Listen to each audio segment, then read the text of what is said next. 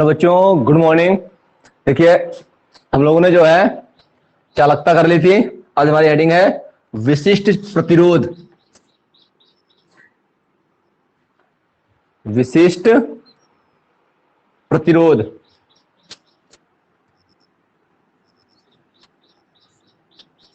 प्रतिरोध, विशिष्ट प्रतिरोध। Specific resistance.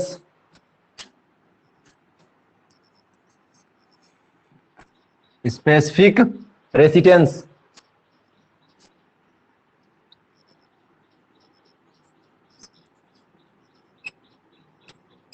रेजिस्टेंस, रेजिस्टेंस बोलते हैं। रेजिस्टेंस, स्पेसिफिक रेजिस्टेंस, विशिष्ट प्रतिरोध। हो गया। चलिए देखिए,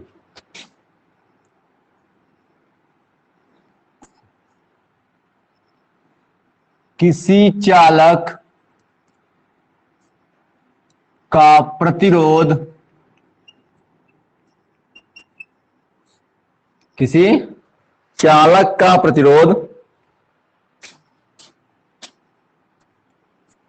उसकी लंबाई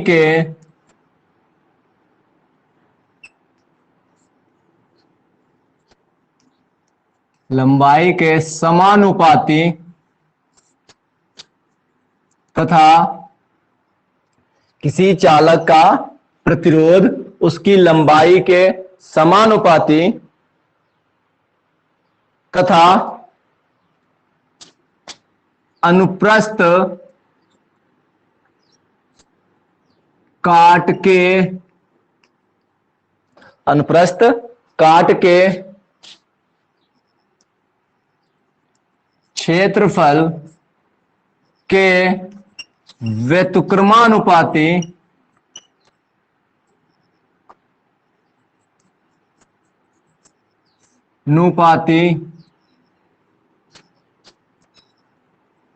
होता है। व्युत्क्रमानुपाती होता है।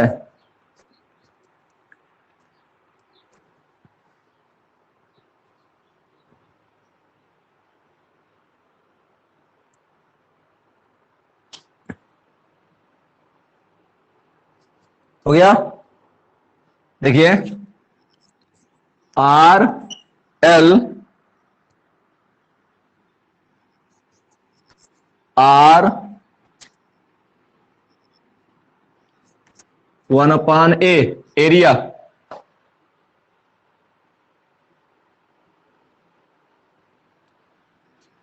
क्लियर है ना। 1 2 मिला दें समीकरण 1 व 2 से। आर समानुपाती एल व्युत्क्रमानुपाती ए। ठीक है, समानुपाती कहां से हटाएंगे? यहां से एक कांस्टेंट मिलेगा, रो। रो है बेटा, रो। इस रो को बेटा बोलते हैं विशिष्ट प्रतिरोध। ठीक है ना।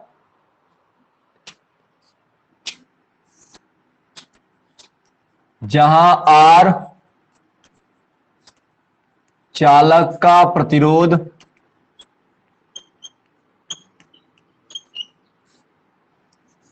ए अनुप्रस्थ काट का क्षेत्रफल चालक का, और जो रो है बेटा हमारा, ये रो है जो, वो है विशिष्ट चालक का विशिष्ट प्रतिरोध है। चालक का विशिष्ट प्रतिरोध है। ठीक है, मात्रक क्या होगा? इसका मात्रक, और मैं पीछे लिखवा भी चुका हूं, आप चाहे तो यहां से निकाल सकते हैं। विशिष्ट प्रतिरोध का मात्रक जो है क्या होगा, देख लीजिए। मैं रो बराबर सूत्र निकाल लेता हूं पहले। आर इंटू ए और बटे में एल। तो आप जानते हैं जो ये आर है, इसका मात्रक जो है वो ओम होता है प्रतिरोध का। और एल ये होगा सेंटीमीटर स्क्वायर, ये सेंटीमीटर लंबाई कट जाएगा, तो रो बराबर बचेगा ओम सेंटीमीटर। तो मैं इसका मात्रक ओम सेंटीमीटर होता है। नोट कर लीजिए, इसका मात्रक ओम सेंटीमीटर होता है।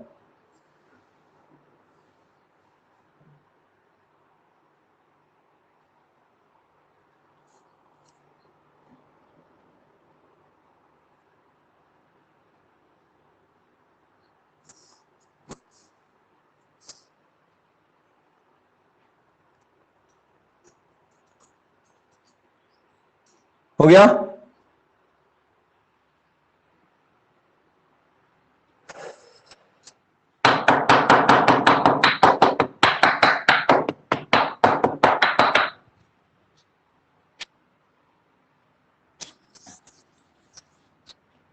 गुड हो गया ना?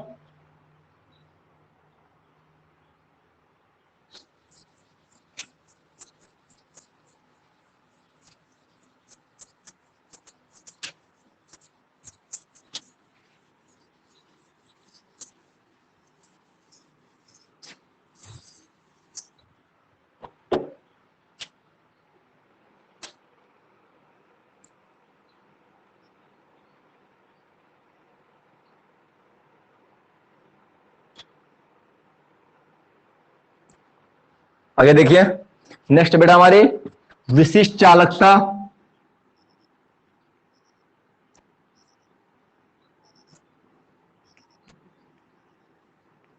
चालकता या चालकता, ठीक है, चालकता या विशिष्ट चालकता।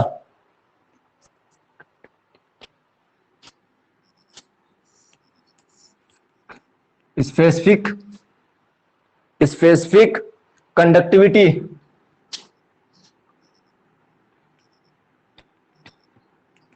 कंडक्टिविटी या कंडक्टिविटी,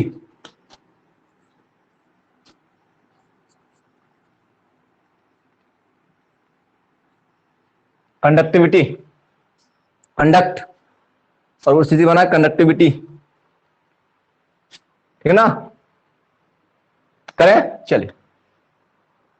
विशिष्ट प्रतिरोध के बेटा व्युत्क्रम को बेटा बोलते हैं, ठीक है ना? मैं भी जब फॉर्मूला लिखूंगा तो मैं आपको डिफिनेशन क्लियर कर दूंगा। देख लीजिए, किसी चालक के विशिष्ट प्रतिरोध, किसी चालक के विशिष्ट प्रतिरोध के, किसी चालक के विशिष्ट प्रतिरोध के व्युत्क्रम को विशिष्ट चालकता, विशिष्ट चालकता कहते हैं।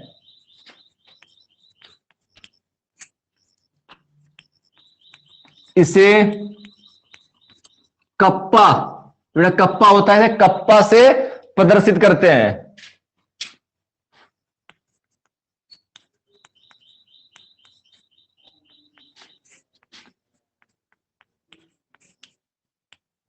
से प्रदर्शित करते हैं।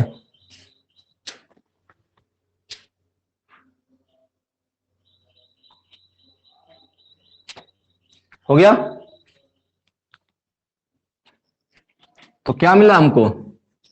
कप्पा बराबर 1/, विशिष्ट प्रतिरोध रो,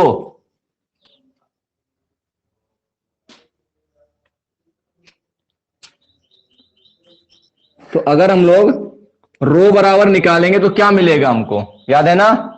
क्या था? आर बराबर, चलो मैं यहां कर देता हूं आपको समझाने के लिए। आर बराबर रो इंटू L/A, तो रो बराबर क्या मिला था? RA/L। उठा के इसको रख दीजिए बेटा, R इंटू ए अपान एल। एल आपका ऊपर चला जाएगा तो हो जाएगा कप्पा बराबर 1/r इंटू एल बटे ए। और 1/, जो R होता है वो आपको बता चुका हूं बेटा, C। और C क्या थी? चालकता, विद्युत चालकता, याद है ना? विद्युत चालकता याद है क्या? C बराबर 1/r। तो कप्पा बराबर C इंटू एल बटे ए। एल बटे ए, ये लीजिए फॉर्मूला मिल गया आपको।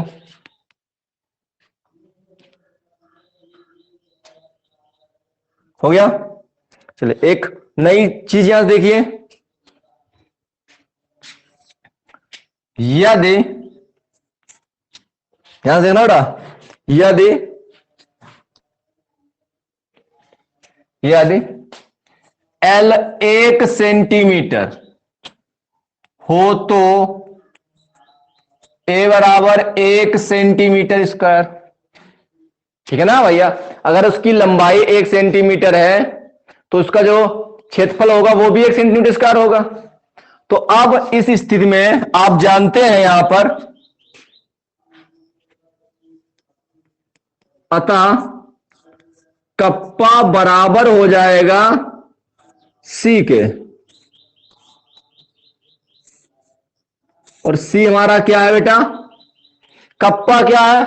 विशिष्ट चालकता। C क्या है? विद्युत चालकता है। यानी कि विशिष्ट चालकता उसकी विद्युत चालकता के बराबर हो जाती है। तो एक नई डिफिनेशन मिल गई बेटा हमको यहां से।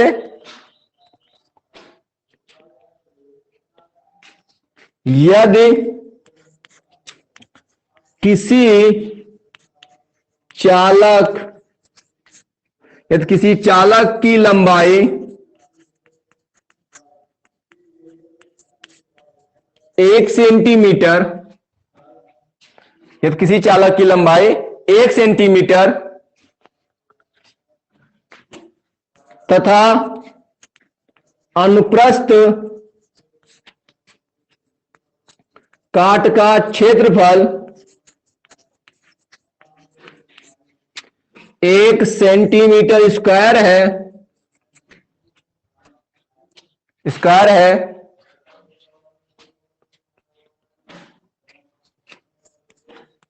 तो उसकी विद्युत चालकता को विशिष्ट चालकता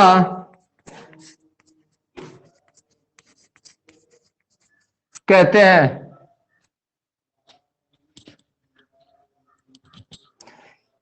1 सेंटीमीटर लंबाई तथा 1 सेंटीमीटर स्क्वायर क्षेत्रफल वाले चालक में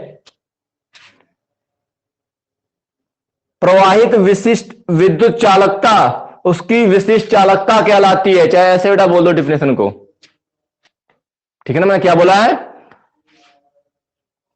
1 सेंटीमीटर लंबाई तथा 1 सेंटीमीटर स्क्वायर क्षेत्रफल वाले अनुप्रस्थ, 1 सेंटीमीटर स्क्वायर वाले अनुप्रस्थ काट के क्षेत्रफल, ठीक है ना? 1 सेंटीमीटर स्क्वायर अनुप्रस्थ काट के क्षेत्रफल वाले चालक की विद्युत चालकता उसकी विशिष्ट चालकता कहलाती है।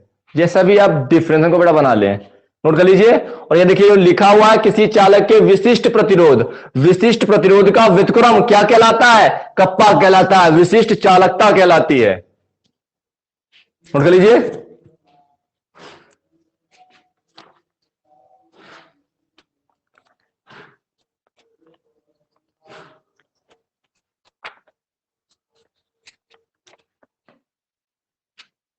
हो गया?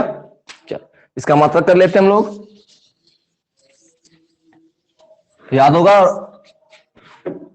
जैसे भी आप निकालना चाहें निकाल सकते हैं, जैसे भी आप निकालना चाहें।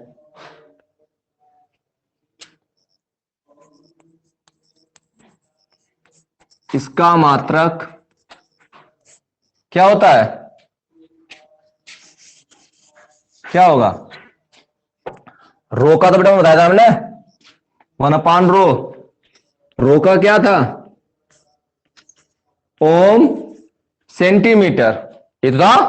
तो क्या हो जाएगा अब, 1/1 में था ना, ऊपर ले जाओ, माइनस माइनस हो जाएगा। तो इसका मात्रक ओम इनवर्स सेंटीमीटर इनवर्स, या ओम इनवर्स को साइमंस बोलते हैं, तो साइमन सेंटीमीटर सेंटीमीटर इनवर्स होता है। ओम इनवर्स को साइमंस बोलते हैं, तो ओम इनवर्स सेंटीमीटर इनवर्स या साइमंस सेंटीमीटर इनवर्स। नोट कर लीजिए, मात्रक बड़ा इंपॉर्टेंट है बेटा।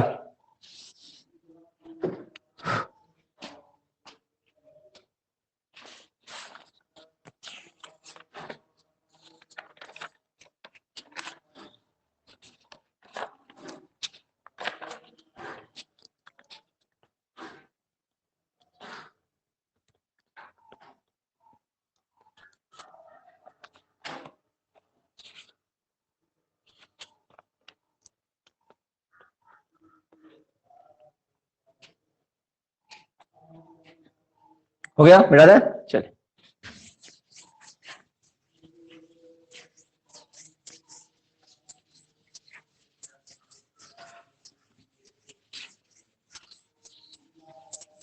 देखिए समझिए ध्यान से,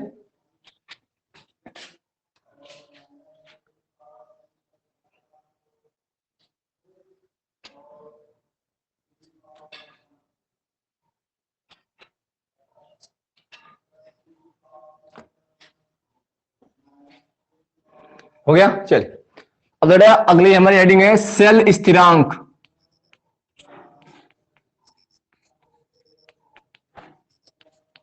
सेल स्थिरांक, सेल कांस्टेंट, ठीक है ना, सेल कांस्टेंट।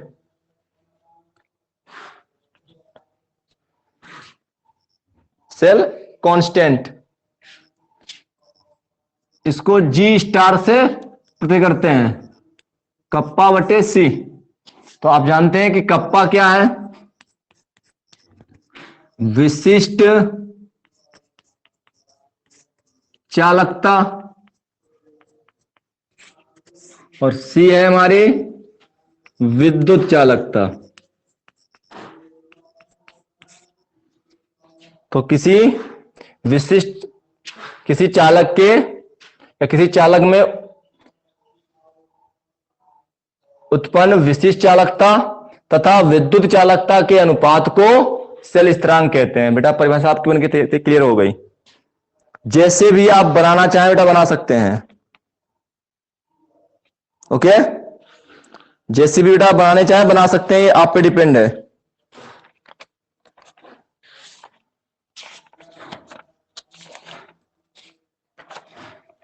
ओके, क्लियर है ना।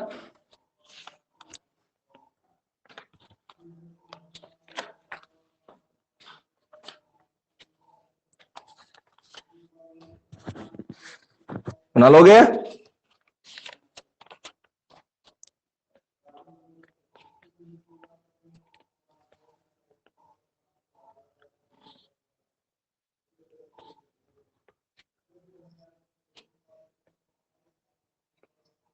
लिख दें हम क्या, चले चलो।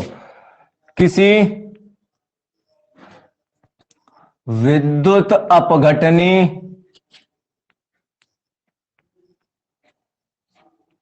सेल में, किसी विद्युत अपघटनी सेल में, किसी विद्युत अपघटनी सेल की विशिष्ट चालकता तथा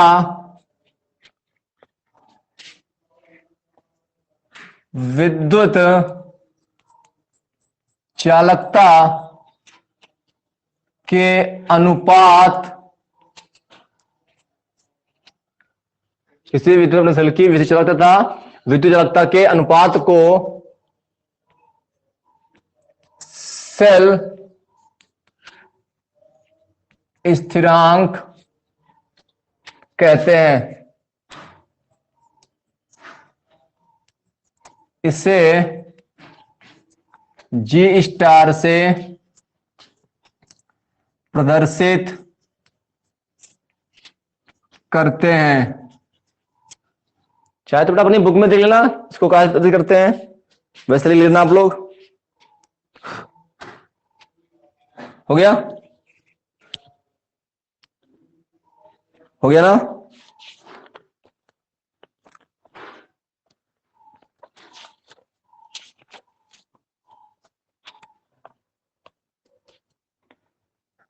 मिटा दे, नोट कर लीजिए, पहले नोट कर लीजिए।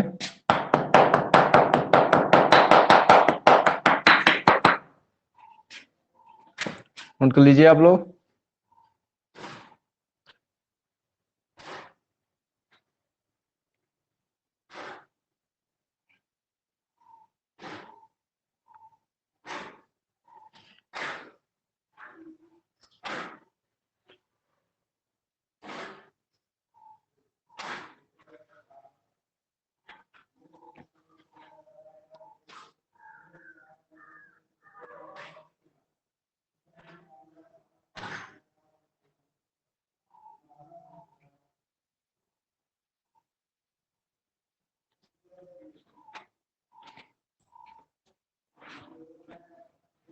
कोई डाउट है बेटा क्या? उसका जो बेटा मात्रक था विशिष्ट प्रतिरोध का, तो बेटा वो उन्होंने बता दिया था बेटा आपको मात्रक ओम सेंटीमीटर। और जो मैंने विशिष्ट चालकता बताई बेटा, मैंने उसका भी मात्रक लिखा दिया है आपको। उसका मात्रक था बेटा आपका ओम, ओम इनवर्स सेंटीमीटर इनवर्स, या ओम की जगह पर साइमंस लिख दीजिए और साथ में सेंटीमीटर इनवर्स भी रहेगा। ऐसे है बेटा, मैंने लिखा भी था पूरा साइमंस सेंटीमीटर इनवर्स। ठीक है, क्लियर है?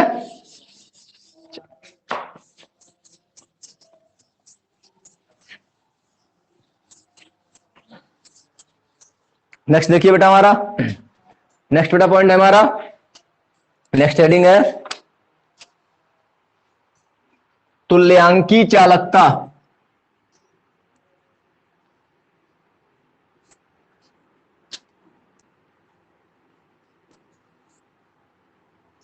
तुल्यांकी चालकता, equivalent conductivity, equivalent conductivity, equivalent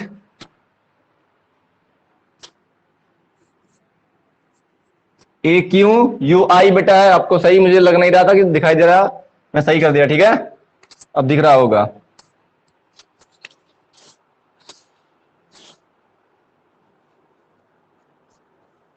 हो गया?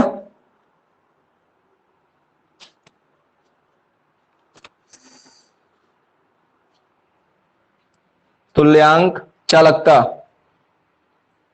देखिए, किसी विलयन की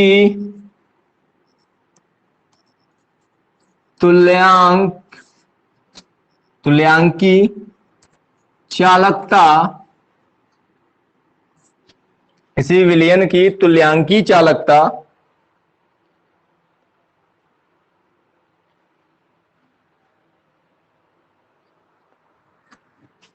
चालकता उन समस्त आयनों की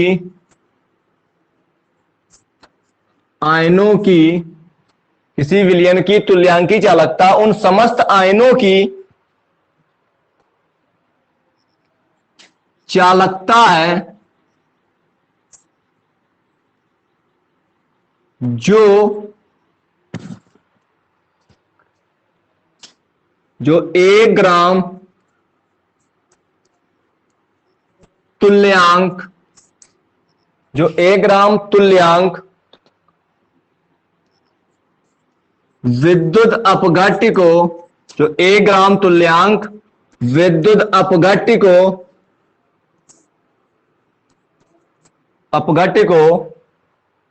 V मिलीलीटर विलियन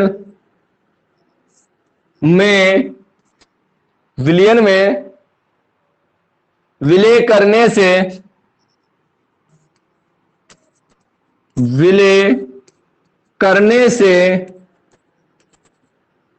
उत्पन्न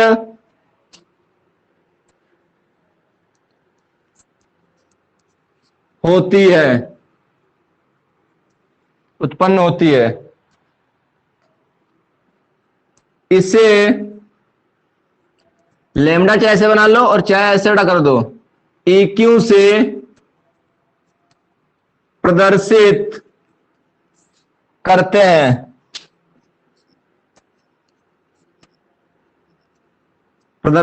हैं।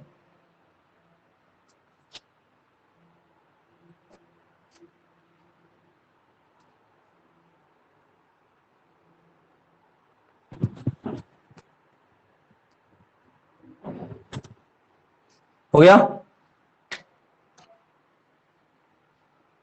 नोट हो गया?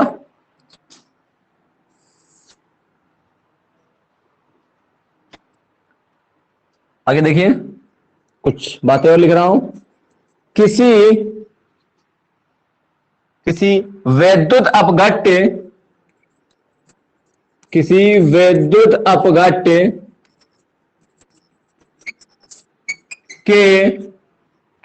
अपघट्य के विलयन की तुल्यांकी चालकता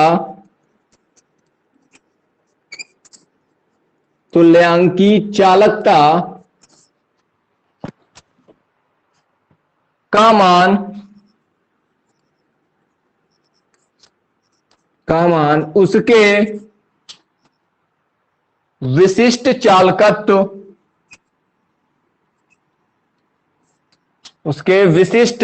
चालकत्व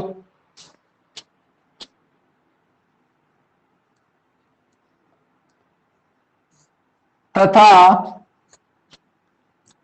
1 ग्राम तुल्यांक तथा 1 ग्राम तुल्यांक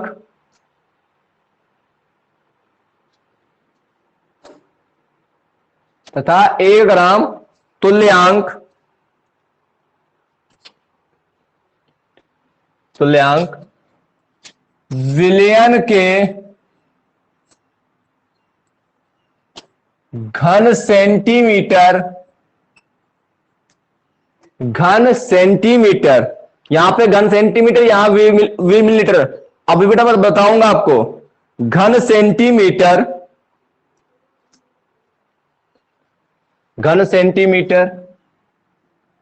में आयतन के गुणनफल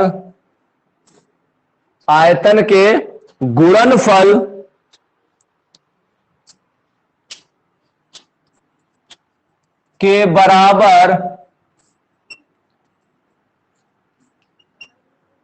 होती है। ओके, इतना आप नोट कर लीजिए।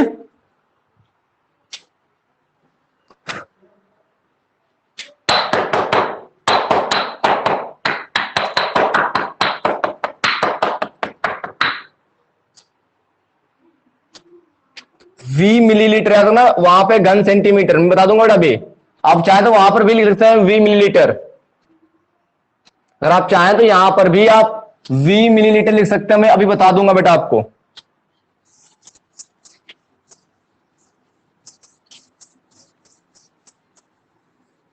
ठीक है, ध्यान देखना क्या निकल के आया है।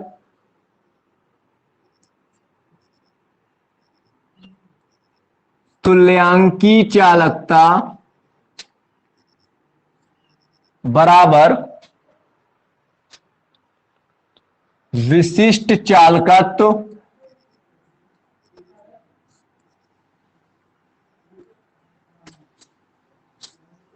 गुणे, वो हो गया ना,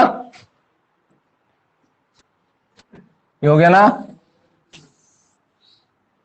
विशिष्ट चालकत्व गुणे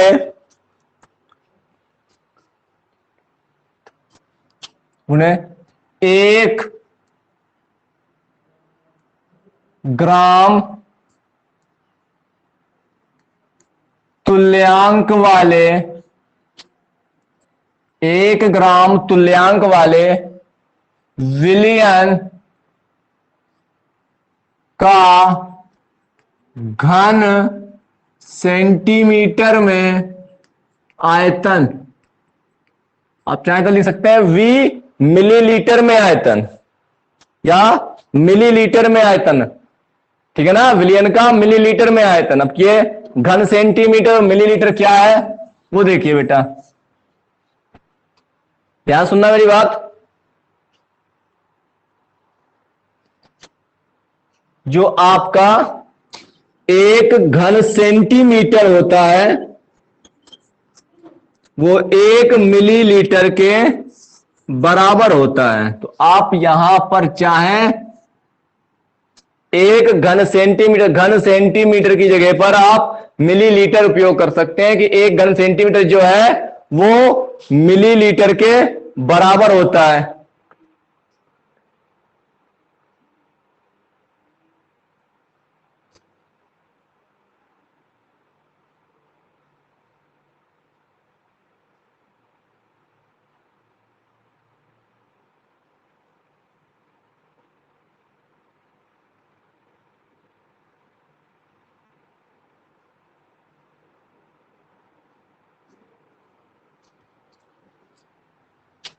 विशिष्ट चालकत्व गुणे 1 ग्राम तुल्यांक वाले विलयन का घन सेंटीमीटर में आयतन, ठीक है।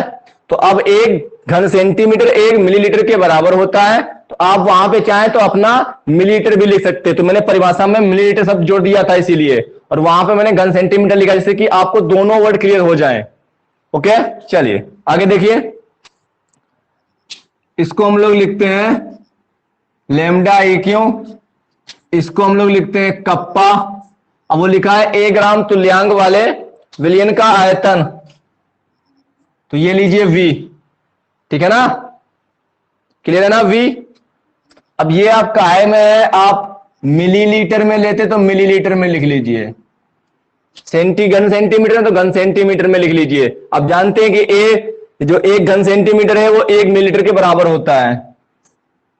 अब देखिए लैम्डा ई क्यू बराबर कप्पा इंटू, ध्यान देना V मिलीलीटर में, आयतन जो है मिलीलीटर में होना चाहिए, ध्यान सुनना मेरी बात।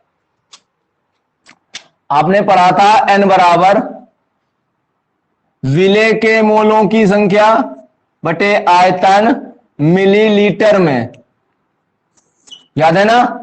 तो इसके नीचे एक है तिर्रे गुणा कराओ, ठीक है ना। तो जब आप तिर्रे गुणा कराएंगे तो क्या मिलेगा आपको, V बराबर NB बटे V मिलीलीटर में, क्या मिलेगा आपको, बटे में N, क्लियर है ना। और NB जो है, जो मोलों की संख्या कितनी है, 1। कैसे NB बराबर 1 है, तो वो मैं आपको स्पष्ट करता हूं। डिफिनेशन ध्यान सुनना, मैंने डिफिनेशन में क्या लिखाई थी हमने, 1 ग्राम तुल्यांक, मैंने क्या बोला है, 1 ग्राम तुल्यांक। यहां पे जो है NB जो है वो बेटा 1 ग्राम तुल्यांक की जगह पर काम कर लेता है।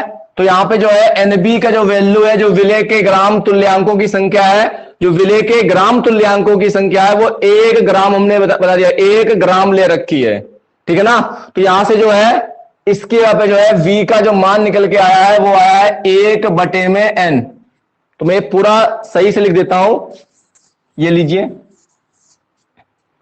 हमारे पास में क्या था, हमारे पास में था N बराबर 1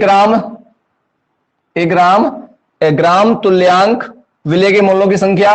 तो मैं यहां पर NB ही लिख देता हूं बटे में V, मिलीलीटर में है। अब यहां से जो है V का जब मान निकालेंगे तो NB बटे एन हो जाएगा और एन बी का जो मान है वो है 1। ओके, ठीक है ना। और यहां पे मिलीलीटर में तो गुणे में 1000 होता है, याद है ना, आपने पढ़ा था एन बराबर एन बी बटे में वी मिलीलीटर में। तो मिलीलीटर के लिए यहां पर 1000 लगाना पड़ता है हमको, तो 1000 बराबर में 1 गुणे 1000 बटे में एन, कितना आएगा, वी बराबर 1000 बटे एन। ये लीजिए मैंने पूरा कर दिया है, तो यहां पर हो गया 1000 बटे एन। ये आपका फार्मूला बन के तैयार, ठीक है ना, पूरा का पूरा मैंने लिख दिया यहां पे। इसको नोट कर लीजिए, जल्दी नोट कर लीजिए।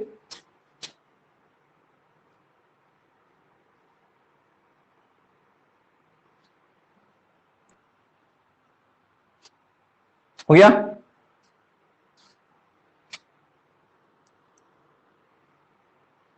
इसका नेक्स्ट वीडियो में देखेंगे।